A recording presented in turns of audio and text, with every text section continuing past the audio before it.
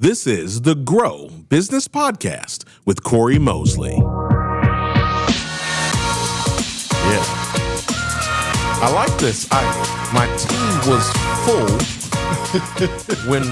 when I sat down here today. I had full tea, but apparently it took so long to hit record today. My tea is almost gone. So, folks, if I'm cackling through the rest of this, blame William, our studio manager, and he's on the boards. And yeah, there you go. Acknowledging he's here, just in case people think I'm diabolically pressing the keys here. We do have a great team. This is the Grow Business Podcast. Now, if you're listening to this on audio, you don't know anything is different yet right now. If you are watching us on YouTube or watching this from growwithcory.com, you probably see someone in the other chair that you don't recognize as someone you've seen previously in the chair.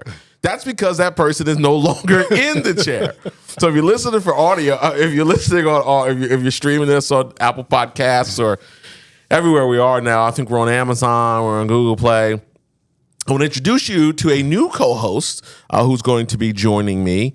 Now, if you've ever purchased anything from my organization or any of my organizations, then you will know who this person is already because you have spoken to him at some point in your sales process.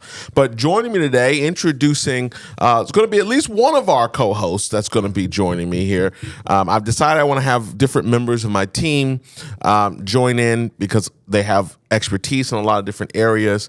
So I want to introduce you guys, if you don't familiar, I want to introduce you to the man, the myth, the legend, Lon Graham. Lon, hello. Say hello to everyone. Hello, everybody. Cory, it's great to be here. Thanks so much. Yeah, it's got that deep baritone. He's got that. I'm gonna have to bring my voice down to play in this pool with him.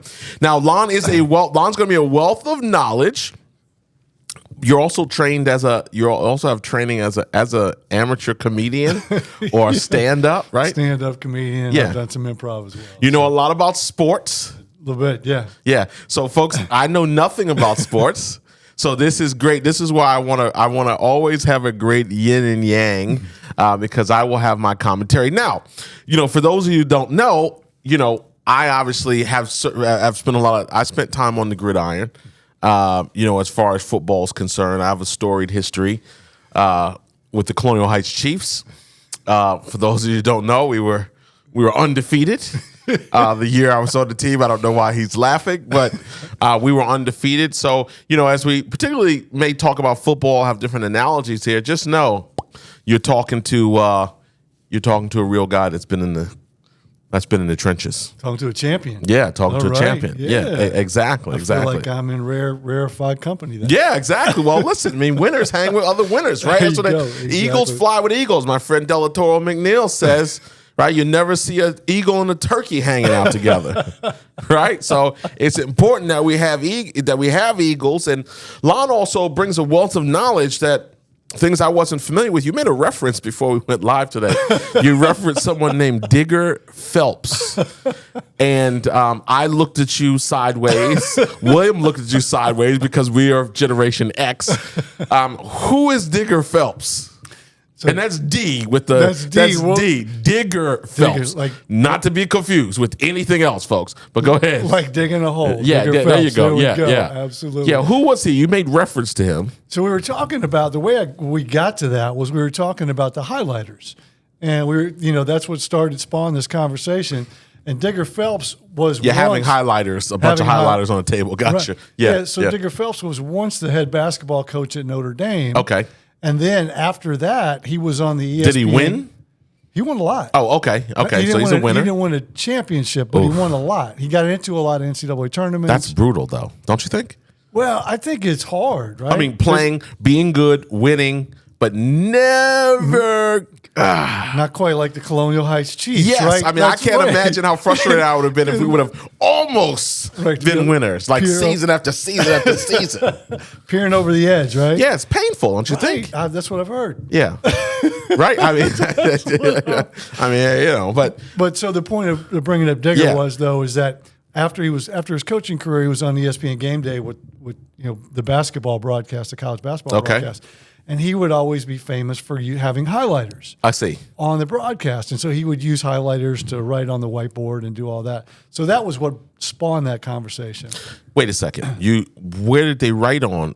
He would write on the whiteboard when he was a coach. Well, he would write on the whiteboard when he was a coach, but when they had the game day broadcasts, before they went to the digital. So this is why you don't is that when you could circle stuff like on the screen? You see it on the screen. Like, he should do a run pass and then move it this way. Right, exactly. Oh, okay. And he would design plays. And absolutely. All right, I remember that. Jesus. That's why they call them highlights. Do you think Oh, is it? I don't know. I made it you up. just made that up. Okay. That was good. All right. That tracks though, right? Oh, that could work.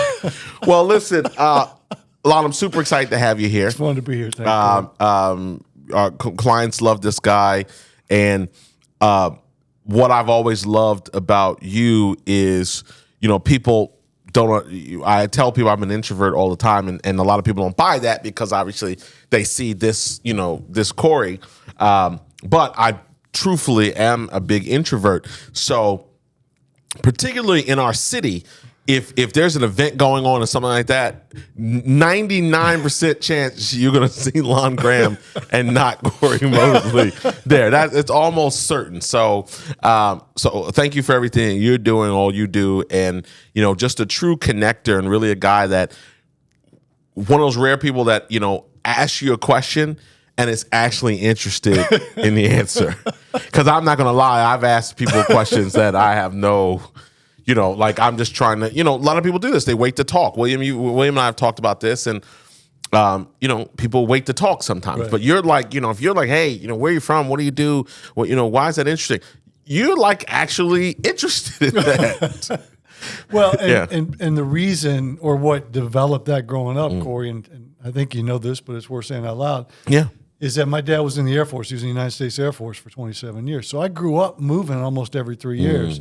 So in order to get to know people, in order to connect with people and fit in and be included, I mean, you could always go to the basketball court and write your name on the chalkboard because you're next in line. I got next. Right. But beyond that, in school or in class or on the playground, you got to be able to get to know people. And the only way you're going to get to know them is if you let them talk about what they're talking about or what they're interested in talking about. Yeah. So that is how that developed. And, as I continue to move around in my career and in my life, I just continue to do that. Yeah, well, it is definitely a skill that more people need to have. And part of what we're going to be talking about today, folks, now that we're like 10 minutes in, just jibber jabbering, as they would say, jibber jabbering, is common sense. But we're going to talk about common sense as it relates to common sense branding. Yeah. Right? This is the Grow Show. We're dedicated to helping people grow their businesses. And common sense branding. Because I see a lot of stuff out there that I just don't understand. And it's very dangerous because there's so many different things that can happen to somebody's brand. There's so much fragility in a brand, right? So true. Yeah. At all scales, right? We've seen some big names. I mean, there's some big names you could think about that at one time were too big to fail, right, that just had some missteps with branding, slogans, messaging, things of that nature, and they're not here. Maybe they had to sell, or right, a lot of different scenarios that get created with brands that you didn't think could ever go away or ever lose, right, or ubiquitous brands that you drive down the street and you'd see, their locations all over the world. Right. Shout out to Radio Shack. So I mean, right? I mean, right, there's at one time, that's what you're like, oh, I need an adapter. Oh, well, you better go to the Radio Shack. So, right, and then over time, at some point, people don't keep up. But I want to talk about common sense branding because people get led astray. I think a lot of times people like to overcomplicate things. Right. So I've got some notes. I've got some notes that I want to talk about. And, there's certainly things that you see as you look at prospects and people that we work with, that we work with in our studio, with our expert interviews, what we work with in our coaching programs, and just really, how many times do you go to someone's, a lot of times you're prospecting, you're going to a website looking for video in particular, right? 100%. To talk about our expert interview product and service that we offer. But you're going there and you see no video, but you see a whole lot more than no video, like websites, Well, go ahead. What happens too is people get wordy and then they start to use big words and they think it becomes impressive. And you look at the professions of people, right? So lawyers, doctors, CPAs, accountants. They appeal to each other. A lot of their language appeals to each other. That's good. They don't appeal to their potential client. They don't appeal to the person they're trying to attract. They appeal to each other because they want to impress each other. Yeah, that's really good. And so that's a good. Lon Graham learning his keep 5 minutes into the game. He's dropping nuggets. I love it. Yes, yes. So you go back to you talk Give about, that man a horn, William. Yeah. All right. Go ahead. Keep dropping that knowledge, sir. But it goes back to what you say, it doesn't make sense. Yeah. Well, the question is it that it doesn't make sense what they're trying to accomplish, or is it their language doesn't make sense? Right. And oftentimes, both. Because their language doesn't make sense, it doesn't make sense to who they're trying to attract. And then it becomes unclear, and then people move on. Right. That's why video is so important. I'm going to lead back into video for a minute. That's why video is so important, because in an interaction like this, you can talk about and clarify, wow, what are you really trying to say? Or what is it that you want people to understand? So because if I'm interviewing you or you're interviewing one of our guests, one of our clients, you can say, well, wait a minute, how does that apply? Or how does that or who do you want to hear that message? Yeah. Yeah, I like that because so Donald Miller says that, people don't, and folks, you're going to find, I'm not trying to be anybody's guru here, so if I get great information from smart people, I have no problem giving them credit. So Donald Miller, who created Story Brand, and he says people do not read websites; they skim them or 100%. Scan them. Yeah, right. And so you're trying to have the call out. So that thing because it's so funny. I'm going through my head right now of. I can think of a handful of professional services type businesses in particular. Right. Where particularly ones that have accreditation, like a CPA, like an accounting firm, like we're your partner in complex IRS tax liabilities and blah blah blah blah blah. When people are like, hey, I'm just trying to get a lot of money back, right? On my return, right? So how can you 100%. Talk to me in that plain language or allow people who want to be more sophisticated about it to go deeper, maybe give them the option to do that, right? For people who, for people who care. But I think so. Number one, I believe from a common sense branding standpoint, being clear is very important. Oh, 100%. Right? People don't have that translation, and for me, I'm going to add a extra statement there, which is authenticity. Right. Because I will meet people, and we're both members of the National Speakers Association, and I will meet people, there's a lot of talk about elevator pitches, and, in the speaking world, the statement is, you'll ask someone, what do you speak on? Right, 100%. Right? That you go to the events, you'll say, what do you speak on? Right.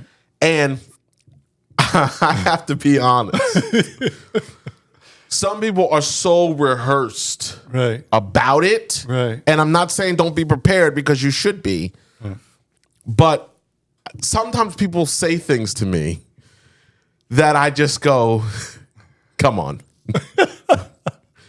Like, oh, well, I help professionals reach their highest potential by unlocking the tools that they need to be successful. And I'm sorry. Look, I know I'm going to get. This is for people who know me. They know I'm very polished. But like I promised myself on my podcast that this was going to be just an opportunity that I was going to take to just really say what I believe, just really say what I believe. And I just have to be honest with you. Sometimes I hear some ridiculous stuff. Well, these are green room conversations, right? Right? Yeah. And the fact that you acted like you even listened to what they had to say is a good start. Well, no, it's good. Well, I don't want to be made out to seem disingenuous, because I'm not. People who know me know that I'm not. Right. But 100%. Sometimes people just say things to me that are like in that description. They're trying so hard, right? You know. Well, it goes back to the professional trying to impress the professional. Right. So they're using language that think will impress the person that they're talking to, not reach the person they're trying to reach. And the other thing that you get too, I help people live their fullest dreams with impact, emotion, and veracity. So let me ask you again. What do you do?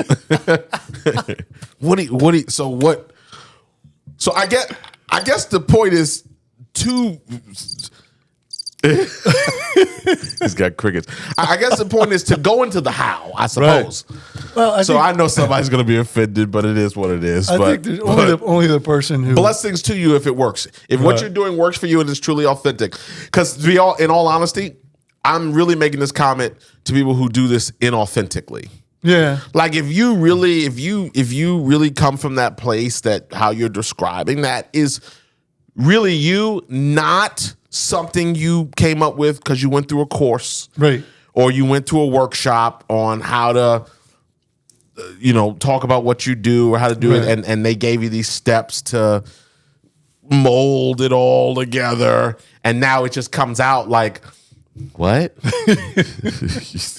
When what you really wanted to say was, whatever it was, what you really wanted to say, was, I'm an accountant, right? I help people maximize their refunds by using the tax law. Like, okay, versus I help people unleash their financial wherewithal so that they can live their best life in earnest and never have any regrets. Like, you've heard these things, 100%. Right? Yeah. I see them and I hear them on a regular basis. And a couple of things, Cory. I think, the professional trying to distinguish themselves. Yeah. And they're using words from the books that they had to study, right? People that are highly educated often have a hard time getting out of that highly educated mode and talking to somebody who didn't have the same path that they did. So I'm going to tell you what's interesting about that. Right. Is one of the areas I've had challenges is I assume everyone knows. And this is going to sound very weird as someone who coaches people, who has a coaching business. But I many times struggle with assuming everyone knows everything that I do. Yeah. That's easy to do too, because you live with yourself. And I find that, so I'll share something with someone and it's like a huge breakthrough for them. Right. I'm like, oh, I thought everybody knew. And it's probably more subconscious than anything. And it's probably also, I don't know, shout out to a psychiatrist, write me, let me know. Right. let me know. Therapists out there, any therapists listening, tell me what's wrong with me. But it's probably this, because people who know me know, I'm not a real braggadocious person, regardless of what I've accomplished or unaccomplished. So I always come from this place. I start in this kind of humble state, right? Which is I don't want to be. And I'll tell you, years ago, some people told me, maybe 20 years ago, people would say to me, Cory, I know you probably don't mean it, but sometimes you sound like you're talking down to people. Interesting. Yeah. I heard it a few times early in my career, and it was true. It wasn't intentional, and they knew that, so they always started with that way. But sometimes you talk, it's like you're talking down to people. So I think that I became so conscious of not wanting to appear better than anybody or whatever. Grow podcasts, sponsored by therapy.com. No. But I never wanted to. So I think that subconsciously made me believe that way. But when we help a lot of people, and the people that we're helping through our programs are like, I didn't know any of this. Well, partially that's why I paid you, Cory, because I didn't know these things. Right. But I think it's a mind thing that, you know, and where you were going with that, if you remember your thought, I want to let you finish it. But it was, but it just made me think of that. Right. You know, when you were saying that there too. Well, and you know, you talk about giving credit. You know, I forget the name of the book. Now I'm drawing a blank. But there's this concept of curse of knowledge, and I'll come back and give the person credit for it. But it's this curse of knowledge, and the reality of it is that you live with yourself every day, so you know what you know, right? And because of all the things that you've gone through, and I'll go back to being clear. Right, one of the things that speakers and professionals early in their career struggle with is, well, I can do so many things. Yes. And especially, and I struggle with it. Right. You know, 4 or 5 years ago when I first got into the speaking business like, well, I know sales and I know leadership and I know coaching and I know sports. But that's not, you know, it doesn't help to say I can do and know all of that. Right. Because then you're like, well, what do you do? Yeah. So it becomes confusing. So sometimes the marketing is not being clear in the messaging. And sometimes the marketing is not being clear in your head with what you want to message. Right. And so to your point, going back to what you said about assuming everybody knows what you know, well, you wake up every morning with everything that you've ever done in your life. And there are people that are older than you, people that are younger than you, people that are your age that don't have that same experience. And you don't want them to, because then they don't hire you to do what you do. Right. That's true. No, that's absolutely true. Sam Ovens says, he says he's a 8-9 figure consultant or built a consultancy. But he says, you know, what people get wrong about consulting is you don't have to know everything. You just have to know more than the client you're serving. 100%. Right. To be successful and to actually help, right? Help and have an impact. But it's funny. So when we talk about being clear, common sense branding, we're talking about on the podcast today, common sense branding. So we talk about being clear. Number two, the other thing I have here is having alignment. And what I mean by that is, you know, having those dots connected, because I have to tell you one of the most confusing things to me, and this is really in particular to how I see a lot of people, small business owners, like coming up with their brand names, naming their company. Many people come up with names and things that have no connection to anything. Now, if you're in the unicorn position to make a market, right, then maybe. But the average small business is not in that position.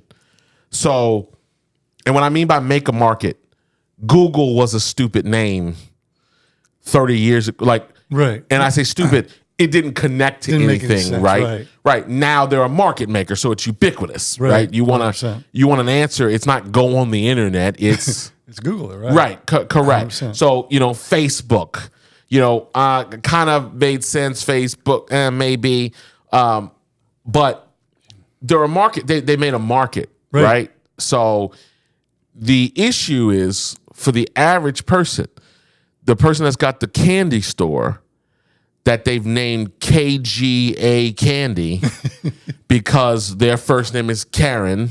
Right. Their husband's name is George, and the daughter's name is Anna.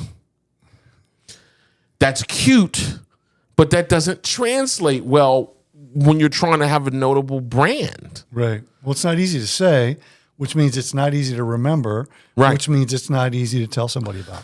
Right, and like that's not branding, right? So coming up with that goes back to your point that you made earlier, that, you know, a lot of times websites or professional services will write copy for their peers, not their client. Like that's the same thing. That's a selfish brand name. 100%. Well, the other thing too, versus being indulgent chocolates, or something that actually guides me to cohesiveness with the brand. Well, so it goes back to, you talk about alignment, Cory.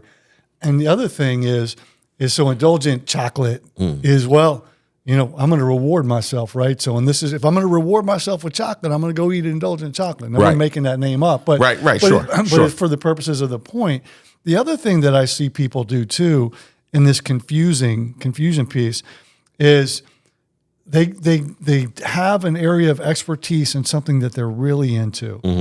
And let's use Harry Potter. Okay. Somebody is a huge Harry Potter fan, so they'll draw on something so deep into Harry Potter that you got to know Harry Potter to be your brand. And it may and that character may reflect what you do, but nobody knows because that 90% of the people don't resonate with that character. Oh, I love Dungeons and Dragons, so I named the character. I named my company Azbakistan or something. Right. 100%. Everybody, people who know, they know. Right. But they don't know. You want more people to know. Right. And as a small business, now you've got private equity. You've got $100 million to make your brand known because you can be marketing everywhere. You can be doing these different things, right? And you could become ubiquitous. Right. You could force your brand on people and force them to learn the brand. Right. But for the average person, that's not. For the average person, you want to be in alignment, right? Yeah, 100%. You want to be Sprinkles, right? The cupcake company, right? 100%, right? You know what I mean? Yeah, like pretty simple. Absolutely. So again, unless you're a market maker, yes, Hershey's was a name, and it's synonymous now with that, right? Right. But even that was a brand. I mean, even that was a brand play. I mean, Hershey's chocolates, right? Like you can, it's like restaurants. I see restaurants with just. If I had a restaurant, I'd call it Cory's. But it's Cory's restaurant. Right. It would only serve food that I eat. Right. Right. I mean, what's the point? There's so much of that, and you talk about alignment, and the brand alignment is multiple things, right? It's you want the name to match what you do. You want the name to be immediately associated with whatever your business is. The other thing you want, though, too, is you want how you show up to be in alignment.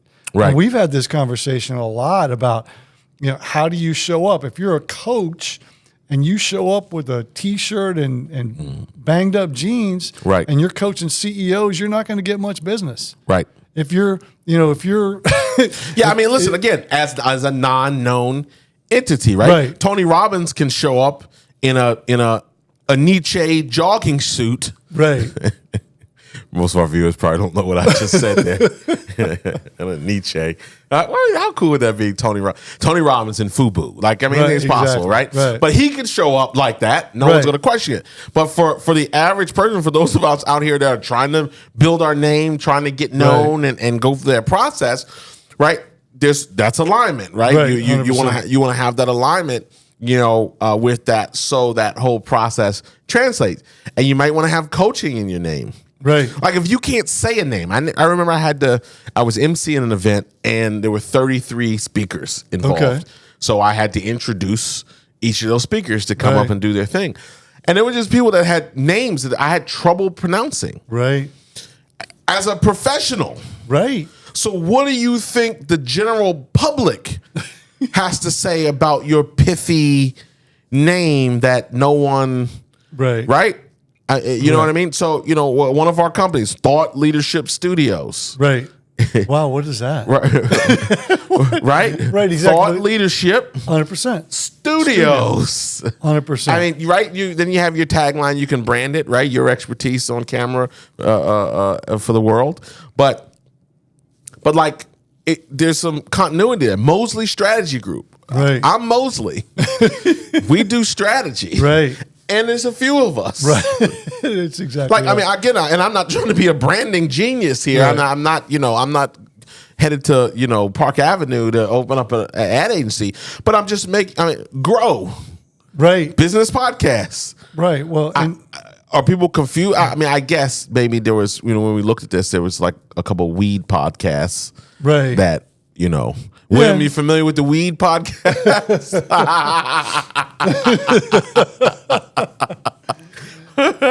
Yeah. But I'm just, so having alignment, right? So being clear, having some alignment. I understand you want to give a tribute. Now, if it makes sense, you want to give a tribute to your Nana, make it make sense, right? Nana's Cookie Company. Right. Right? Right. So that's all my point. Make it make sense. Now, you wouldn't have, Nana's industrial elevator company. Like, that the brand wouldn't be congruent there. So despite your desire to have some hardcore name, or you better have a great story. Yeah. Right? So, Pecan Jacks, great brand, right? So obviously the pecan, depending on where you're from, save your notes, right? Cory, it's pecan or it's pecan. But, their bread and butter was pralines or pralines, depending on where you're from. Save your email and your message again. That was their bread and butter. And it was Georgia pecans, whatever. That was the selling point. Authentic, some of the best pecans in the country come from there. And Jax was the name of their dog. Oh, wow. That's fantastic. Right? That's fantastic. Now, I remember talking about pecans, so talking about branding, and I'm going to tell me a story about George Washington Carver and the peanut? I didn't say peanuts. I said pecans. So you talk about branding and association, right? Because branding is so much association. Yep. And you talk about pecans or pecans. You can I call it pecans. When I was in elementary you're school, a Georgia State fan, aren't you? G-Dogs? Yeah, yeah, go right ahead. Okay. I don't know. Are they doing good? Georgia, they're doing pretty good. Oh, okay. No, I wasn't going. I told you I didn't have any backstory information. But they're not quite the Colonial Heights Chiefs. Okay, but one could strive. They're for excellence. They're elevating to do that. But when I was in elementary school, we lived in Montgomery and we lived on base, and in the backyard we had a pecan tree. And we could pick up, like when pecans got ripe, they fell on the ground. And we would go out with grocery bags. This was back when you still had paper bags. And we'd go back and fill up grocery bags. Go ahead and date yourself. Right, exactly. Well, you can still get paper bags at Kroger for a nickel. but you go out. So the pecan name, though. I thought you had satchels. No. Like they didn't have paper bags yet. You had to wash them out. I don't go back as far as Satchel Paige. Come on now. The pitcher who nobody knew how old he was. All right, go ahead. Finish your point. But brand association, make it easy for people to associate with that brand. And so I remember thinking about pecans. Pecan Jacks, named after the dog. It's got an easy name to remember. But it takes me back to when I could go out in the backyard in the fall and pick up pecans and crack them and eat them fresh off the ground. Right. And it's just so all of a sudden it elicits this memory. Sure. And the best brands are easy to think about, easy to say, easy to talk about, and remember, elicit this memory. Right. And so nobody's saying pecans is steak.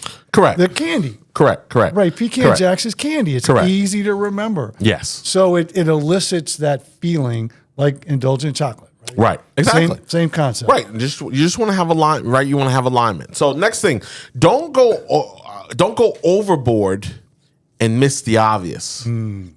Some people spend so much time trying to be so pithy, trying to be so cool, right, that they miss the obvious.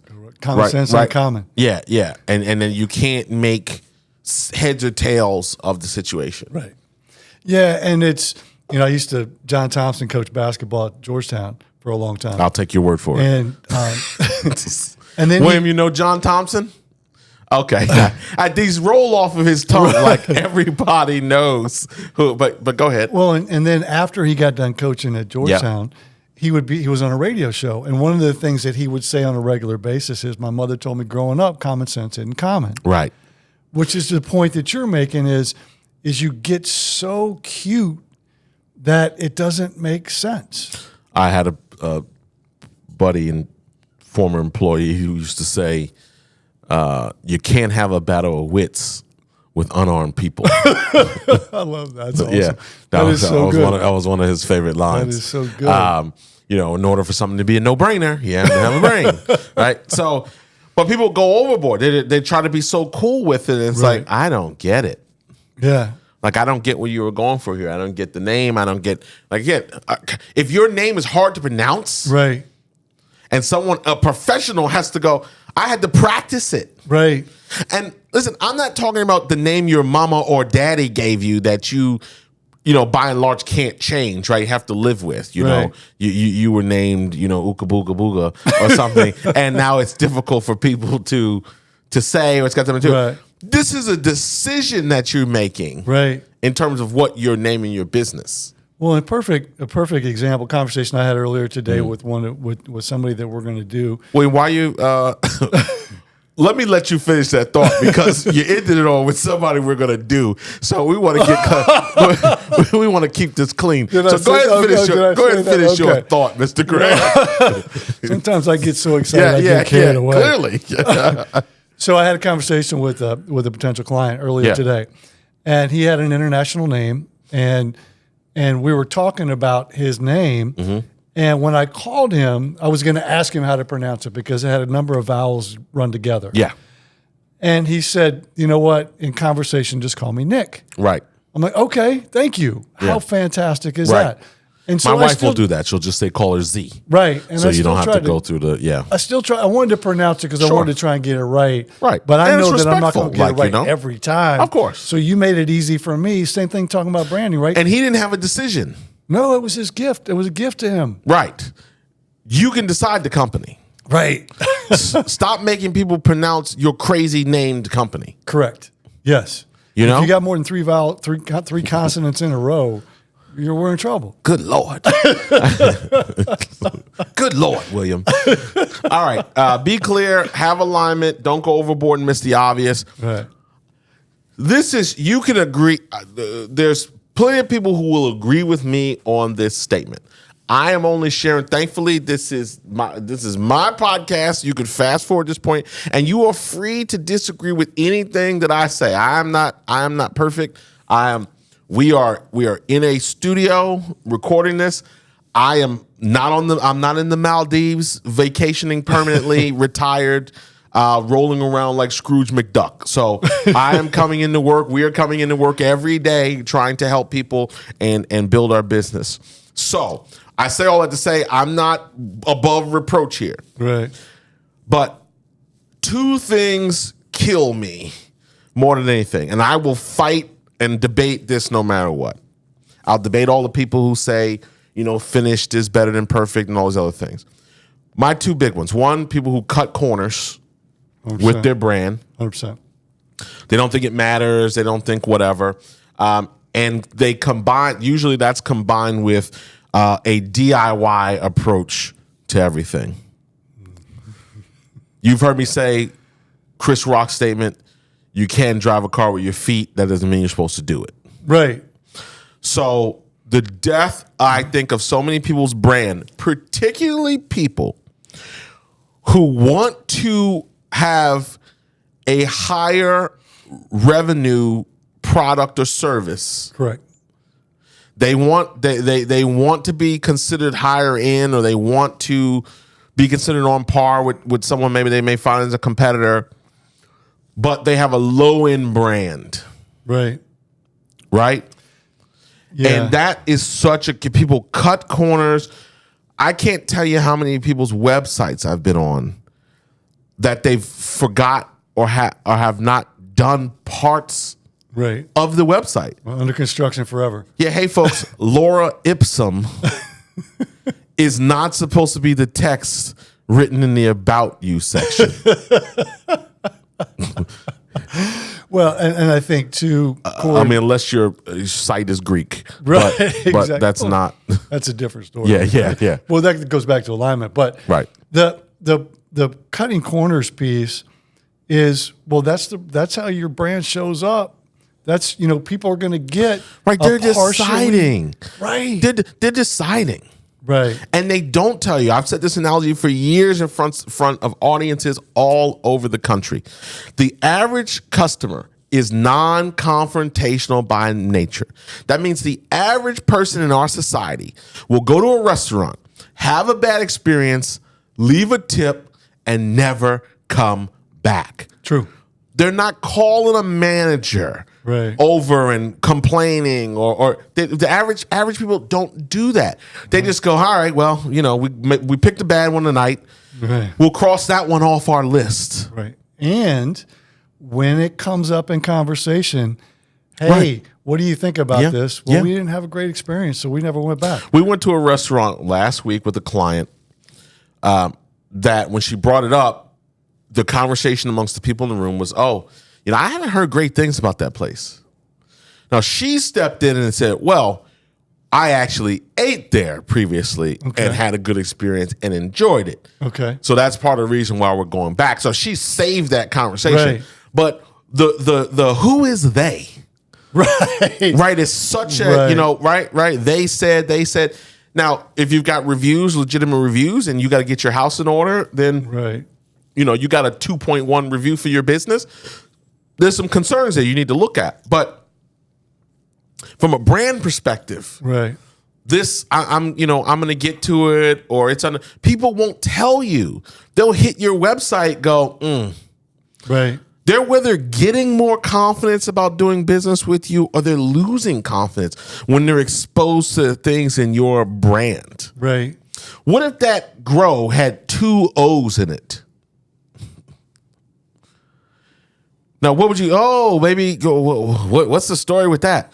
Or maybe someone in my organization can't spell. Right. Well, and we don't, and we have no quality control. Right. And I said, you know what? We already did it. Let's just roll with it. Right. Because good is better than perfect. Well, it's interesting too. You say that. We're talking about branding. Yeah. So how do you want to represent yourself? Think about. We'll talk about the website, because that's where we're landing right now. But think about your website is like your interview. I'm nursing this tea, William. It's down to the. I'm sipping slow. Go ahead. Going from hot tea to cold tea. Yeah. But think about your website as your interview with a client, a potential client. Mm-hmm. So how would you? Does your website show up the same way you would? Sure. If you were going to meet with a client. And listen, hey folks, overproduce the website, even if you are still in a quasi suck phase with what you do, even if you're still working out your profession or working out your methods or working out your whatever, overcompensate. Make people believe you know what you're talking about at least. Right? Don't match that situation. And it's so. And people get so caught up because, they're trying to cut corners, they're trying to save money, they're trying not to spend any money, they're trying to stay on the budget. But what this really drives me crazy with websites, because that's a 24/7 situation. Right. That's not the networking. That's not people seeing you. That's people putting something in front of them. Right. And now letting them make a decision. Is it building confidence, or is it? And it can get way more sophisticated than that if you want to. But at its basic level, especially when we're talking about a website, we can get into the technical of conversion and all these different things, but forget that. Put that aside for a second. At its most basic level, does your website increase someone's desire to do business with you, or decrease? Does it influence them in the positive or the negative? Because if it's negative, shame on you. And if you don't want to deal with that hard fact, ask some other people. Like if you're living in your own bubble, then ask some people. Because we've seen some doozies. And I'm saying to myself, now listen, we've met business owners who don't care about their website because their website is not contingent on how they drive business. They've been around 40 years. I'm thinking about a particular company right now where no one is finding this company based on SEO and now I still say you still should have a strong brand because they're in the transportation industry. Okay. So crappy website makes me wonder about how you take care of what kind of experience. Take care of your equipment. I mean, there's so many different things that are right. And folks, this isn't about right or wrong. This is about how people think, and how people observe things. When people come in this studio, Lon, I'm sorry. When people come in the studio, one of the most interesting things that baffled me initially, you know where I'm going with this. William, you know where I'm going with this too. Is that oh, wow, this place is so clean. And I'm saying I'm baffled. Because I'm going, well, what kind of dusty, musty, dirty places have you been? Like, it wouldn't even, it wouldn't even cross my mind to have a dirty studio. Right. Well, it goes back to, you forget sometimes that not everybody has your perspective. Right. So, well, I'd say standards, I guess. Well, but somebody, when they say that, what that usually means is they've had an experience like that somewhere else. Right. So they walk in with that as their perspective. Sure. So we'll tie it into the website. Yeah. If I look at a website that isn't representative of your brand, it's going to make me think that it's going to remind me of a bad experience I had somewhere else. Right. And so now I'm associating that. So you talk about, increase or decrease. Does it attract or detract? Yeah. Right. And so those are the things. Am I drawing you closer to me or am I detracting you? So stop letting these commercials convince you. Stop letting Wix and Squarespace and these guys convince you that for $25 a month, you can build, you don't need a coder, you don't need a designer, you can just move the blocks around. Right. And while that may be an aid for speed and convenience and maintenance, right. if that's not, there's a reason why there's a community of creative people and designers. Well, if you are an attorney, stop it. Stop. Don't you dare. Because you're talking about a whole different wiring. If you're a CPA, don't you dare get some Wix website and think you're going to put that you're going to build your website as an attorney that's going to reflect your brand and the quality of work I hope you do or aim to do. Don't you dare. You don't even have the genetic programming. Right. There's a whole left brain, right brain situation that you can't even overcome if you wanted to. There are people who are natural creatives and then they build on top of that skill. And then there are people who are naturally more analytical minded, more brake than gas, and then they build on that skill.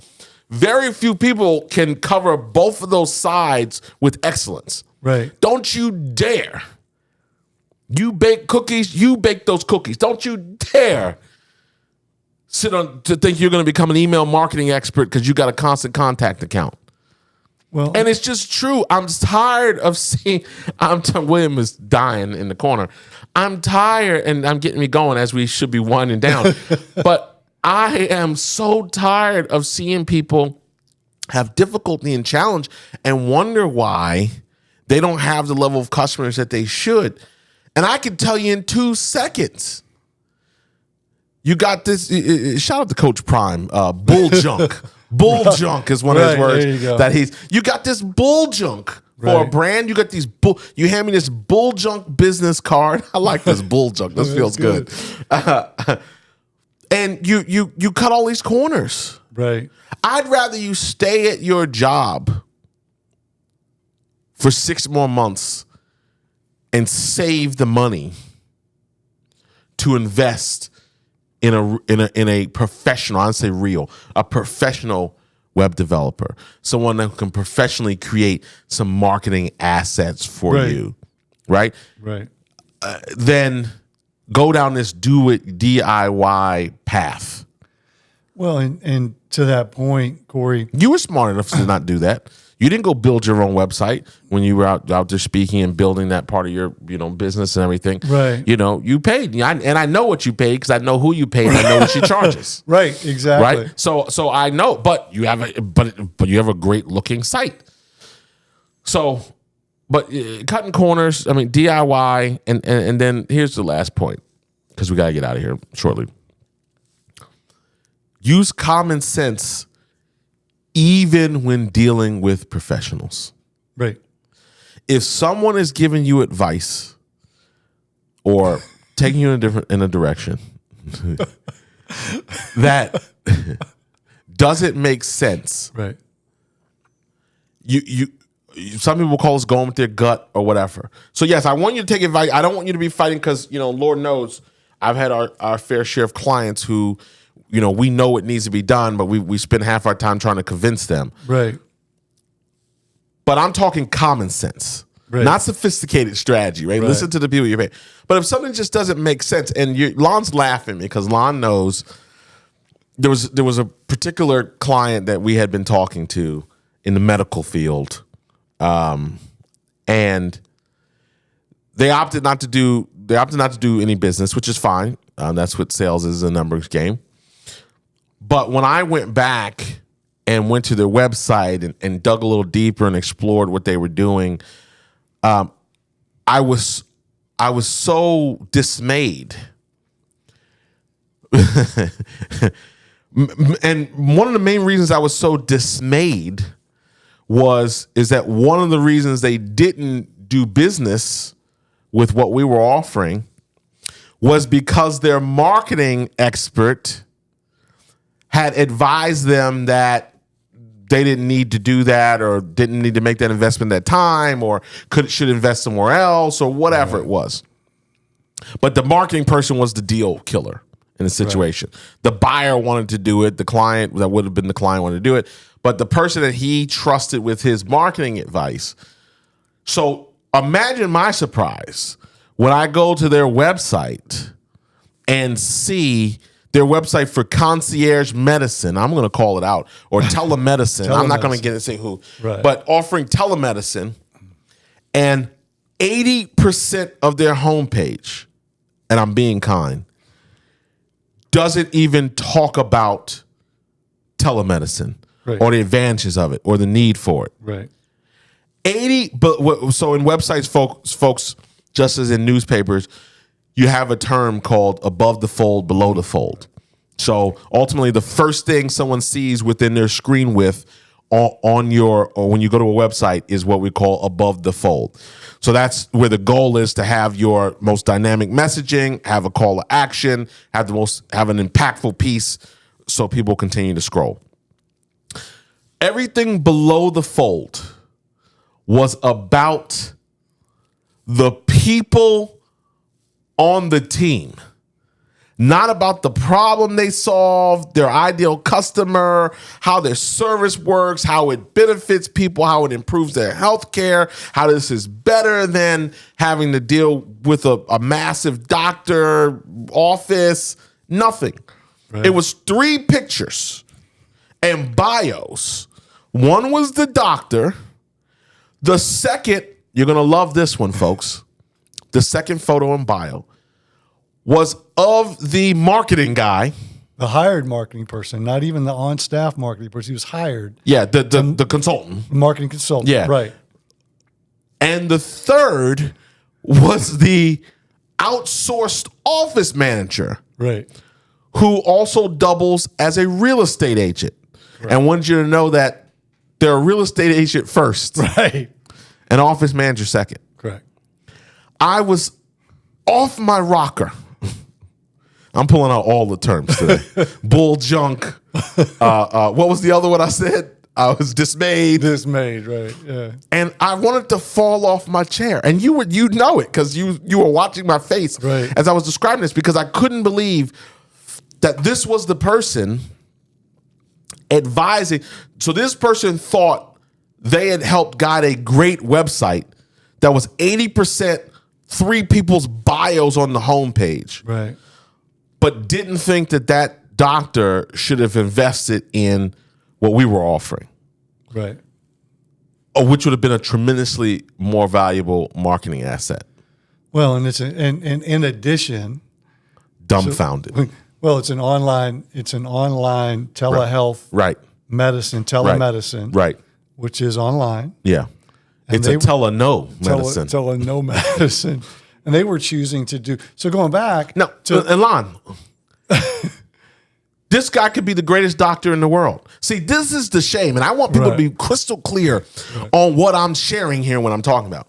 I'm not just bashing. The greatest crime here is that this guy could be one of the best doctors. Right. He could be helping people. He could be high value, someone that can change lives, get people healthier, provide a way for people who don't have transportation to get quality medical care, people who don't have health insurance, give them an alternative, lower cost form of care. See, these would be all the things that should be reflected on the website. So the greatest crime here is that that business will have problems scaling because they have poor messaging. And this doctor is spending money with someone who's supposedly a marketing expert. And their great idea was to self-promote themselves and take up a third of the website to talk about their work as a marketing person. Well, and I think I don't get it. Yeah, and I mean, look, the reality of it, Cory, is this: what you talked about is be aware of what you're trying to accomplish as a business owner. Yeah, pay attention. And when the person gives you some advice that doesn't make sense or doesn't resonate, and this is a doctor, why not get a second opinion? Right. Why not say, hey, you know what? That's good. Look at that. Look at Lon with a fourth quarter football reference with a fourth quarter nugget there. Right. Yeah. But why not? Makes a lot of sense. Same thing in business. If it doesn't make sense to you, or if you're not getting the success that you want to get from it, it's okay to ask for another opinion. Yeah. And most people would be willing to have a conversation with you. I just don't like, all of us here as a team, we work very hard for our clients. To the product and service that we offer, we work very hard with them. And there's people in Business Accelerator, in our coaching program, I'm working hard. These guys know. They're I don't want to advertise this, but you might get a message from me on a Sunday, about something because I'm thinking about you, or I'm thinking about a strategy, or guys have been in a jam. I'm working. I got a deadline for an RFP proposal I got to get in, or I'm pitching. I've had that all the time. Oh, I got a call coming up in 2 hours. I'm a little unsure what I'm going to say. Can you help me? And I'll jump in if I have time to do it. So when I see a dereliction of duty. Yep, I got one more for you. I got one more today. When I see a dereliction of duty, it's almost like malpractice. Right. I'm like, you paid somebody for this? Yeah. And it's, I'm gonna need to be hosed off. Cooled. I'm gonna need to be cooled. I'm gonna drink the rest of my tea. I'm nursing it, baby. We got 2 more minutes. I'm nursing it. Well, the point of it is that two things, bringing it back to bring it home. Land the plane for us, LG. There's 2 things you talk about. One is alignment with your messaging. Yep. And cutting corners, and that doesn't represent your brand. The other part of it is that do-it-yourself piece, and they run in parallel lanes. You don't have to do everything at once. That's right. You can build on it. And if you're an expert, so you talked about a lawyer or a CPA or a coach. Right. If you're an expert coach, unless you're coaching people to build websites, right, then that's not going to be your lane. Right. And we call them rainmakers in sales, right? Mm-hmm. You create as much of an opportunity for them to go out and be in front of clients as you can, and you build an ecosystem around them that allows them to go out and maximize what they do best. And if you're a business owner, do what you do best as much as you can and hire the rest. And remember, you don't have to do everything all at the same time. You can build on that. I'm reading these notes from William. I'm trying to figure out. He sent over notes. We get messages. Do we? Messages. Okay. Yeah. There was I want to run through some stats before we get out of here. 57. What is it now? Estimated 57% of internet users say they won't recommend a business with a poorly designed website on mobile. Wow. You got people that aren't even thinking about mobile. Right. I could pull up a handful of websites now that are just crazy. Right. 94% of consumers leave a website with poor graphic design. Wow. That's a big number. Did you just make that up?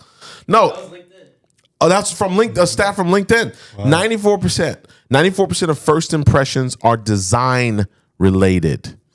Right. You haven't even opened your mouth yet. Well, it's just like showing up in clothes. Yeah. How do you show up with like your mom told you when you were a kid, comb your hair, brush your teeth. And then he sent a squeaky clean laundromat. That makes sense. Yeah. Buns of Steel Bakery. See, you can have fun with the brand, right? Walk This Way Chinese restaurant. You can have fun with the brands, right? but I get what it is. It's alignment. I'm not confused. Right, goes back I to like the point. curl up and dye hair salon. That's funny. That's good. That's Especially funny for us. Yeah, yeah, right. Because that's a great concern. All of us in the studio right now. Exactly. We are. Yeah. Well, listen.